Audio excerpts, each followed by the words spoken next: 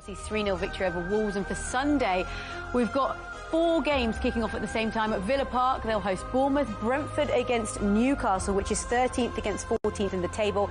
The good old M23 derby resurfaces. Palace against Brighton, Forest, who are in the relegation zone, hosting Leeds, and then the big one, Manchester City have the chance to climb within 4 points of Arsenal if they take 3 points at home against Liverpool, who have they turned a corner? I guess we'll find out on Sunday. Right, it's time for a break, after which we will analyse. Well done, well fought, 3 points here. So what was key to finally break them down in the second half? Because you tried so much in the first half, 11 shots, but then in the second half things just happened more naturally, didn't they? Yeah, I think they were compact in the first half. We struggled a lot to find space, more between the line, but the second half was much better. We found our players more easier. I think that's why we scored the first goal, and after it was more easier for the team. How much resilience did you have to show, especially after creating so many chances? We've seen Chelsea struggle a little bit during the season against low blocks, but tonight you really found solutions. I think to play against back five is always difficult, but I think the key today was number in the box. And then I think if you put numbers in the box, one time the ball gonna be for us. And today, Malo was there, and then the game is open. So yeah, I think you need to keep going like this to put numbers in the box when you play against back five, because it's tough, always. Yeah, talking about numbers in the box, you mentioned Malo. Your first goal in 98 appearances for Chelsea, and you get yourself in the box many times. I imagine how much were you looking forward to this moment?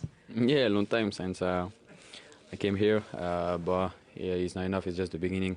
The performance was really important for us before the international break. We get the 3 points, so we are here for the top 4, which is our objective. So we have to keep going and keep fighting. Could you talk us through the goal, because you timed it perfectly, your movement, because you were on site. So, and at the moment, did you realize, God, it's my first goal for Chelsea? Yeah, of course. But as Joao said, it was our plan to bring players in the box. We know it's our keys. We showed that today. So very happy for the team. And Joao scoring back-to-back goals. Before I speak about your goal itself, Esteban, 68 seconds he needed to get the assist to you. How impressive has he been in a daily basis? Because I know you've been helping him settle a lot. I think everyone knows Esteban is a talent, and when he came on, he always wants to show his ability. And today, again, he could give assist to me, and I'm very happy to him because he adapted very quickly, and we are here to help him. Maresca mentioned that he's been managing a few... 8th appearance for Chelsea, but sorry, Malo, I have to mention it only took Gary Cahill 8 appearances to score for Chelsea. But look, always, I have to mention it, but it's always a special moment to score your first goal for a club. Yeah, of course it is, and it's took him a while, hasn't it?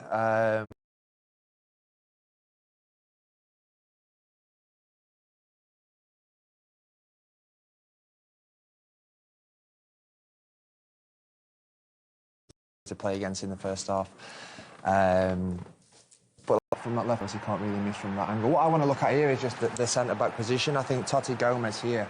The issue I've got is he never once opens his body up to check where these strikes. You look at it from what the angle that we saw.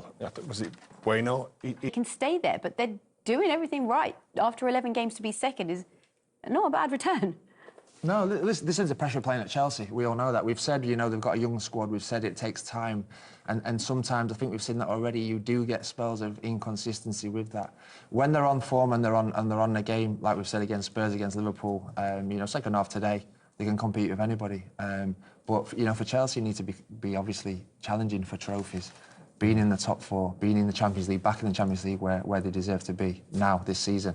And they're the pressures that come with the club, and these young players are learning that, and they're on the upward projectile. They're sneaking, looking over your shoulder. They're just under the radar. Keeping the noise down, going back to business. Exactly. Are they title contenders? If they keep getting results like that, they will be, obviously. They're in a great position. You know, and they're keeping it quiet. You know, like they say, "Oh, top four's our aim." Yeah, I don't believe that. I think they'll be wanting to try and see how far they can go. Yeah, and we talk about the fact that consistency or lack of consistency is hindering them. So what is it that gets them consistency? What has to change? Is it in training? Is it a mindset thing?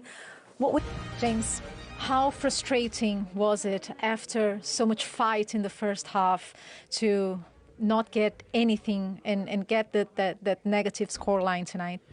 Yeah, I thought first half we showed a real spirit. The boys stuck to the game plan. We probably could have done a bit better with the ball, but we've done a lot of work this week out of possession, and I thought you could see that.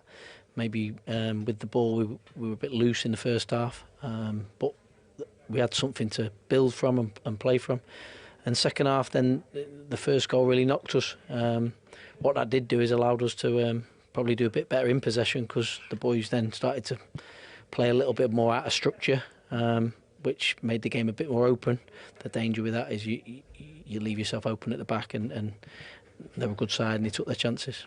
Yeah, you mentioned when you guys tried more, and after Chelsea's first goal especially, why do you think you couldn't capitalise? Because you were much more positive on the ball. Yeah, I felt that almost the shackles came off a bit. I think the boys probably felt we're behind now, so you know, and we didn't quite hold our structure very well. Having said that, we created some moments, and we got on top a little bit. I thought if we could have. That was our foothold in the game, if you like. But I always knew the back door was open at the other end, and I thought they took their counter-attacking moments brilliantly. Yeah, you felt like there was plenty to build on, or a little bit to build on after that first half, where they did show spirit, but then in the second half it all fell apart. And look, this tells you really the story of their season. The fewest Premier League points after 11 matches. Look where Wolves are. The others have been relegated, so it feels like it is an absolute mountain to climb for whoever is the incoming manager, and that looks like it will be Rob Edwards. Look, it's not impossible. Enzo, a lot of work, but you guys got there in the second half. How proud are you of the volume of chances, of the number of goals, and the clean sheets, of course? Yeah, exactly. Both clean sheet, the amount of chances that we created. It's a game that... these kind of games I'm always very worried, because there are games that you have to win, and they can be tricky games, they can be complicated, but I think we were good. Even first half we didn't concede nothing, we create chances. You have to be clinical inside the box, otherwise the game is always open. And then second half we score goals. They certainly did score goals. Realistic expectations then for Chelsea this season? Top four and compete for trophies. Give a good account of themselves in the Champions League. I think that's what we're looking to do, an improvement on last season. Top four realistic, do you think? Yeah, at least. You know, on form like that, you know, I think they've got eyes on something else as well, not just top four. And as you